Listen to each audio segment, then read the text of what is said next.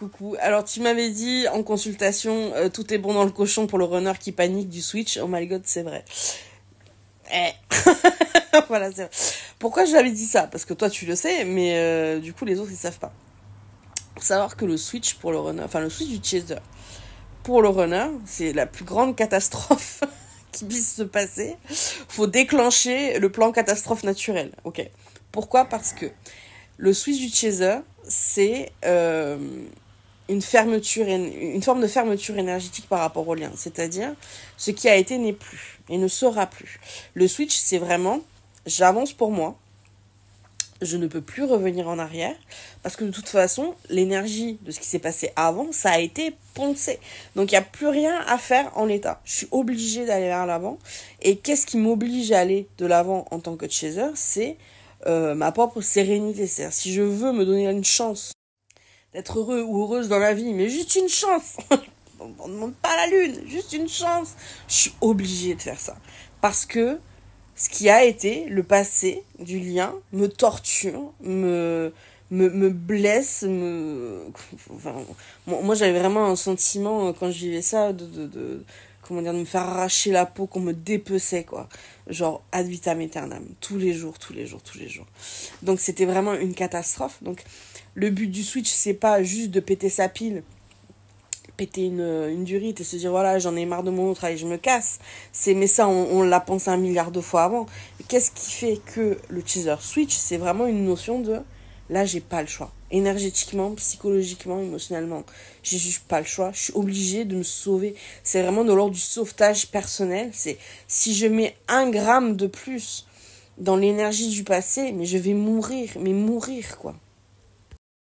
Donc factuellement, oui, le chaser se casse, mais ce qu'il dit, le chaser à ce moment-là, c'est on a échoué. L'énergie, telle qu'on la connaît, a échoué. Donc on est obligé de la changer déjà pour se donner une chance à titre personnel et aussi se donner une chance à titre collectif, parce que de toute façon, avec tout ce qu'on a tenté avant dans le lien, parce que vraiment les chasers ils s'obstinent à essayer de créer cette relation là jusqu'au bout, ils sont vraiment jusqu'au boutistes, ils vont aimer jusqu'au bout, ils vont y croire jusqu'au bout, ils vont essayer d'alimenter le truc jusqu'au bout.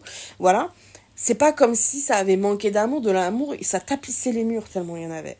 Donc la résolution du lien au moment du switch, c'est très clair pour le chaser que ça ne pourra pas passer par plus d'amour, plus de croyance, plus de patience, plus de nanani nana. Non, c'est plus d'amour pour soi, plus de patience pour soi, tout pour soi.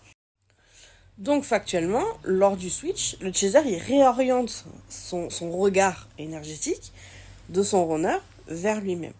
Ce que ça implique pour le runner, c'est que toutes les méthodes de connexion et aussi de nourriture, j'ai envie de dire, par rapport au lien, ne fonctionneront plus. C'est en ça où il y a une forme de fermeture. C'est pas forcément le chaser qui switch, j'insiste, il switche pas parce qu'il a décidé de plus aimer son autre. J'insiste, de l'amour, il y en avait partout. C'est juste que il décide de rester en vie, tout simplement. Et que, en l'état, il ne peut plus attendre, entre guillemets, 1 jour de plus, sinon il va crever, tout simplement. Donc c'est vraiment une notion de sauvetage. C'est pas du tout une notion de je décide de détester, de m'en foutre de mon autre, pas du tout. Le switch, c'est vraiment quelque chose qu'on s'arrache à soi-même en tant que chaser, parce que cet amour, il fait sens, il fait vraiment sens. Et c'est justement un tel effort que de se percevoir hors de cet amour pour se donner une chance de vivre, que le runner comprend que c'est fini de venir dragouiller son petit chaser pour venir l'attendrir. C'est fini de gratter à la porte comme un petit chaton comme ça, genre ron, quand on a besoin de nourriture énergétique. C'est ça que je parle de nourriture. C'est fini tout ça. Donc tout son système de communication avec vous s'effondre instantanément. Au moment du switch, tout ce que le runner, entre guillemets, sait faire avec vous n'existe plus. Et là où c'est un gros problème pour lui, c'est que le runner, dans sa façon de vivre sa vie, tout est équilibre. Alors c'est un équilibre complètement précaire, il est pété, je vous le dis, Mais il se perçoit d'une notion d'équilibre. C'est-à-dire, si je mets 100 grammes ici, 100 grammes là, c'est bon, ça sera bien plat, c'est bien d'équerre, c'est bien droit. Du coup, je peux continuer, machin. En fait, il fait un château de cartes comme ça. Et là, ce que le chaser est en train de dire, c'est « Ah non, mais moi, je prends toutes mes cartes. » Donc, le château de cartes, risque de clairement s'effondrer. Donc, c'est une catastrophe. C'est en ça aussi une catastrophe.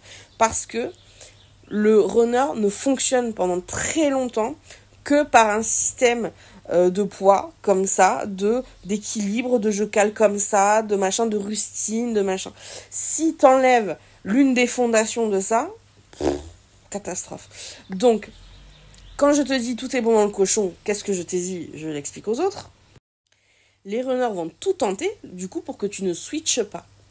Pourquoi? Parce que tant que tu restes dans un entre-deux, l'entre-deux c'est quoi? C'est je me priorise, mais en même temps je continue de valoriser cet amour. Ce côté de, voilà, je fais ma paix avec le fait que peut-être je vais finir ma vie seule, mais c'est ok parce que je suis dans la sérénité, parce que je suis dans le calme, et voilà, je continue à aimer mon autre, mais de loin, ça. Mais quel service vous rendez à votre autre à penser comme ça?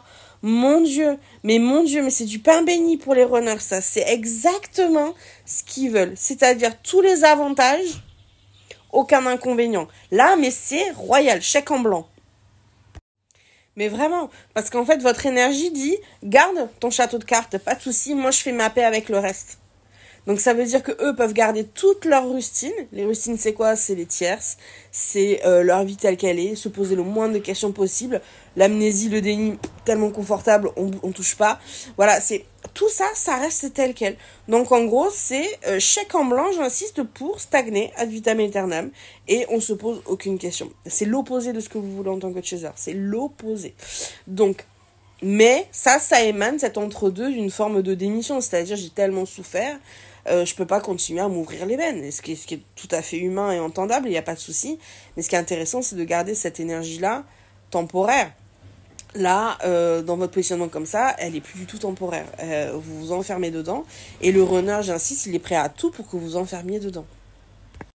Donc, quand moi je te dis ça en consultation, c'est pour te préparer justement à switcher, à le faire vraiment, c'est-à-dire aussi, déjà pour toi parce que tu en as besoin, parce que en fait survivre c'est pas un plan de vie, ce qu'on veut c'est aussi vivre, donc faut passer à travers le switch, faut le faire, et aussi pour votre lien, pour le faire avancer, parce que les rustines ça sert à rien, on va pas rester dans un bateau qui risque de couler un jour, mais pour l'instant ça va. Non, on va changer de bateau en fait, donc on va prendre un vrai beau bateau de croisière qui roule bien, voilà. C'est intéressant aussi de challenger le runner, qui de se dire mais en fait rien à battre de tes peurs. Ton chaser, il va switcher. Donc, à un moment donné, ton château de cartes, il faut qu'il se casse. Tes compensations, tes tierces, etc., va falloir assainir. Tout ça, c'est dans l'intérêt du lien. Donc, aussi de celui du runner. Le problème, c'est qu'on va pas passer notre vie à caresser les cheveux des peurs du runner. C'est ça mon point de vue. Donc, dans ce moment-là, sincèrement, je sais que le runner, il va tout tenter. C'est-à-dire, il peut revenir d'un point de vue de la colère, c'est-à-dire, il te pète une pile, mais vraiment pour une raison... tu te dis, mais c'est qui lui a pris ce matin, ou je sais trop quoi. Il peut revenir te draguer dans l'énergie, ou même te draguer tout court, à base de mes regards tellement je suis mignon, et nanani, pour que tu te dises, c'était quand même bien, le lien, va pas trop le bouger, parce que là, je sens qu'il est peut-être chaud. Il est pas chaud du tout. Tout ce qu'il veut, c'est que tu t'enfermes dans l'énergie pré-switch. Il veut juste que tu restes keblo là. Donc, quand tu vas décider, en pur libre arbitre, de t'y enfermer, pouf, il va repartir. Donc, c'est en ça où, moi, quand je te dis ça, je te prépare à vraiment valider ton switch, vraiment t'assurer ce processus-là pour toi, et te dire quelque part, il faut faire la sourde oreille. C'est-à-dire là, je sais que quoi que va dire le runner, quoi qu'il tente, que ce soit via la colère, via de l'amour, via même de la sexualité, ce genre de choses, l'intention derrière, elle est clairement pas dans un but de connecter ou d'assainir avec toi, elle est dans un but de t'enfermer dans l'énergie pré-switch, et que du coup tu n'en bouges plus, mais pour lui. C'est vraiment hyper égoïste. C'est pas dire égotique, mais c'est hyper égoïste. Il pense à lui, quoi. C'est non, j'ai trop peur. Donc vraiment, tout est bon dans le cochon pour faire flipper mon autre. Surtout pour l'empêcher de switcher. Surtout pour l'empêcher de switcher. Donc c'est en ça où là, il peut y avoir des grandes déclarations qui vont vous foutre le doute. Il peut y avoir des grands effets de manche, etc. Moi, je dis toujours, s'il y a quelqu'un qui t'aime, profondément, autant qu'il va le prétendre dans ces moments-là. Du coup, je vois pas en quoi le fait de te prioriser et de penser à toi et de mettre en place des projets personnels pour toi devrait rentrer en conflit avec une forme d'amour. Quand on aime quelqu'un, on veut que la personne soit libre, soit heureuse, épanouie, etc. Donc pourquoi chercher à t'enfermer?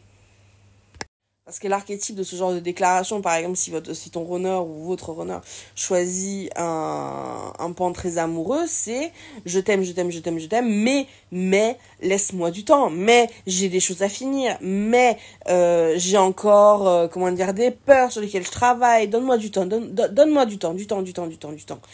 C'est en ça où il va essayer de vous soutirer ce d'accord, énergétiquement, c'est d'accord, je reste dans l'énergie pre-switch. Et là, c'est scellé et c'est fini pour vous. Donc c'est en ça où c'est problématique. Dans ces moments-là, en termes de déontologie, moi personnellement, je pense sincèrement que c'est de mon travail, vraiment de mon devoir, de vous garder hyper focus à base de ton lien a besoin que tu switches. Donc c'est de toute façon, il faut entre guillemets pas l'écouter dans ces moments-là. Je dis tu m'aimeras le mois prochain quand j'aurai switché quand même. Sinon ça veut dire que c'était pas de l'amour concrètement, c'est-à-dire que tu venais me voir pour d'autres raisons. Et oui, ils sont particulièrement créatifs pour enfermer. Mais vraiment, j'en ai entendu des vertes et des pas mûres. J'ai pas, je vais pas balancer vos vies personnelles parce que c'est pas cool, mais vraiment, là, le runner, il peut tout tenter, quoi. Dans le plus soft que je peux vous dire, qu'est-ce que j'ai entendu genre un chaser qui avait pas vu son autre, mais physiquement, visuellement, quoi. Qu'il l'avait pas vu depuis des années. Le runner vient toquer le lendemain où on fait ce soin-là en consultation.